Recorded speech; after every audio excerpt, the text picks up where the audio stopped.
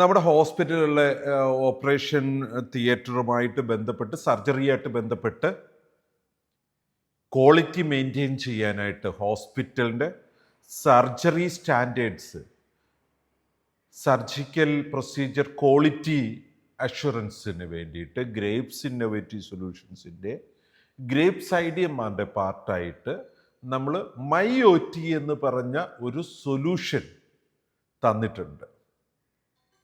വളരെ അധികം നമ്മുടെ ഹോസ്പിറ്റലുകൾ അത് യൂട്ടിലൈസ് ചെയ്യുന്നുണ്ട്. അവിടെ എന്തിനാണ് തിയേറ്ററിനുള്ളിൽ തന്നെ ഉപയോഗിക്കത്തക്ക വിധത്തിൽ അത്തരത്തിലൊരു വയർലെസ് സൊല്യൂഷൻ, ഒരു ഇൻറ്റേർണൽ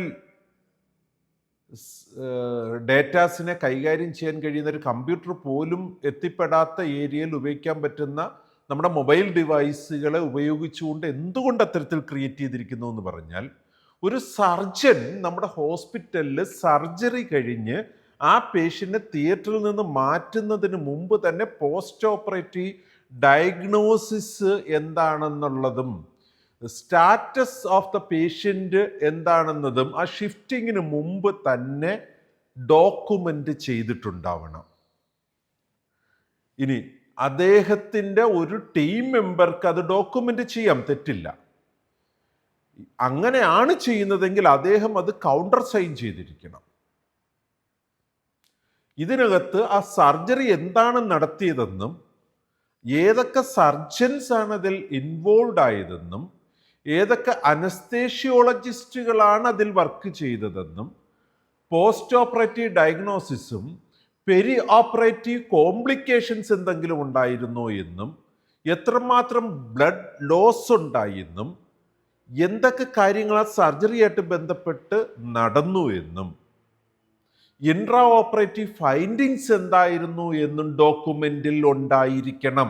എന്തെങ്കിലും എഴുതി വെച്ചിട്ട് പോകുക അല്ല ഈ ഒരു സ്റ്റാൻഡേർഡ് കീപ്പ് ചെയ്യാൻ നമ്മുടെ ഹോസ്പിറ്റലിൽ സർജൻസ് ശ്രദ്ധിക്കേണ്ടത്. ഒന്നുകൂടെ ഞാൻ എടുത്തു പറയാം, നമുക്ക് കുറേയധികം സർജൻസ് ഇന്ന് ഈ ടീമിലുണ്ട്. അതുകൊണ്ട് തന്നെ ഒന്ന് ഓർത്തുകൊള്ളണ ഈ കാര്യങ്ങൾ. നമ്മളുടെ MyOTയിൽ ഇതെല്ലാം തന്നെ രേഖപ്പെടുത്താനുള്ള സംവിധാനമുണ്ട്. നമ്മൾ ഡോക്യുമെന്റ് ചെയ്യുമ്പോൾ പോസ്റ്റ് ഓപ്പറേറ്റീവ് ഡയഗ്നോസിസ് ഡോക്യുമെന്റ് ചെയ്തിട്ടുണ്ടാവണം. പേഷ്യൻറ്റിൻ്റെ പ്രസന്റ് സ്റ്റാറ്റസ് ഡോക്യുമെന്റ് ചെയ്തിട്ടുണ്ടാവണം. സർജറിയുടെ പേര് റീകൺഫേം ചെയ്തിട്ടുണ്ടാവണം.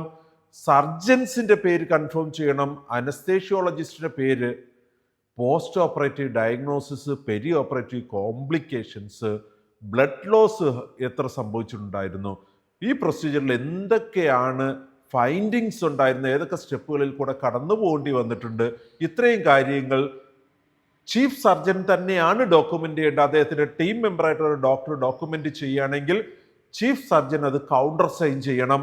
COP 14E ഒരു കമ്മിറ്റ്മെന്റ് ഒബ്ജക്റ്റീവ് എലമെന്റ് ആണ്. An operative note is documented before transfer out of patient from recovery.